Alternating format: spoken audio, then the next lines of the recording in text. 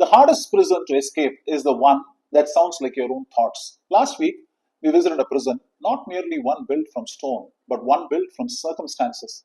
Andy Dufresne reminded us that life may imprison our bodies without ever imprisoning who we become. This week, I would like to visit another prison, one without walls, one we carry quietly inside ourselves. Most people remember Marnie as one of Alfred Hitchcock's finest thrillers. I remember something else.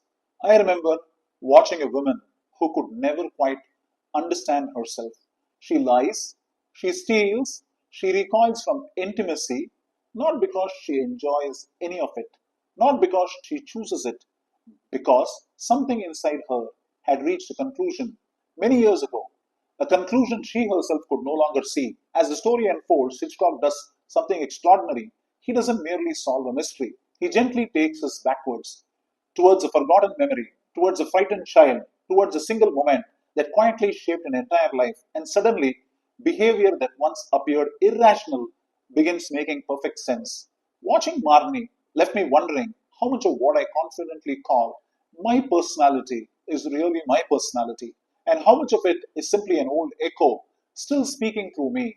That question stayed with me for years. Then another film completed the conversation: The Silence of the Lambs. Most people remember Hannibal Lecter.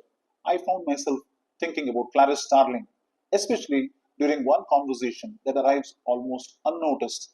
Clarice tells Hannibal about her childhood. After her father's death, she spent some time on a farm. One night, she woke to the sound of terrified lambs, crying before they were to be slaughtered. She tried to save one. She picked it up and ran. She couldn't save it. The lamb died anyway. She was only a little girl. There was nothing she could have done. Yet, something inside her never forgot those screams. Years later, Clarice becomes an FBI agent.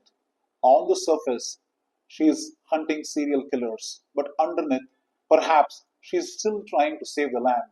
Every innocent life she protects, every victim she hopes to rescue, is in some quiet way a conversation with that little girl who once discovered that she couldn't save anyone. Then comes one of the most haunting questions in cinema. After everything is over, Hannibal doesn't ask, "Did you catch the killer?" He doesn't ask, "Are you happy now?" Instead, he quietly asks, "Have the lambs stopped screaming?" The first time I heard that line, I thought he was asking about a childhood memory. Years later, I realized he was asking something entirely different. He was asking, has the past finally loosened its grip on the present, or are you still living today's life, trying to answer yesterday's pain? Perhaps that is a question all of us must eventually ask ourselves. Not what happened to me, but is it still happening through the way I see myself? Watching these two films together made me wonder how many of the sentences I used to describe myself were actually written years before I became the person I am today. I am not creative, I am not confident, I am not leadership material, I have never been good with people, I always fail. Perhaps those aren't truths.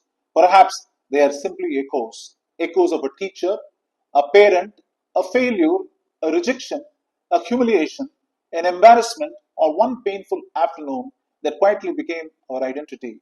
The event disappeared, the echo remained, and after hearing it often enough, we slowly stopped hearing it as an echo. We started calling it ourselves. Last week, Andy Dufresne escaped a prison built around him. This week, Marnie and the Silence of the Lambs invite us to notice another prison, one built within us, invisible, silent, convincing. Perhaps the greatest freedom isn't escaping our circumstances. Perhaps it is discovering that the voice we have been obeying all these years was never really our own. Maybe that's one of cinema's quiet gifts. It doesn't simply entertain us. Sometimes it introduces us to the echoes we have mistaken for ourselves. Before we leave, three questions worth living with.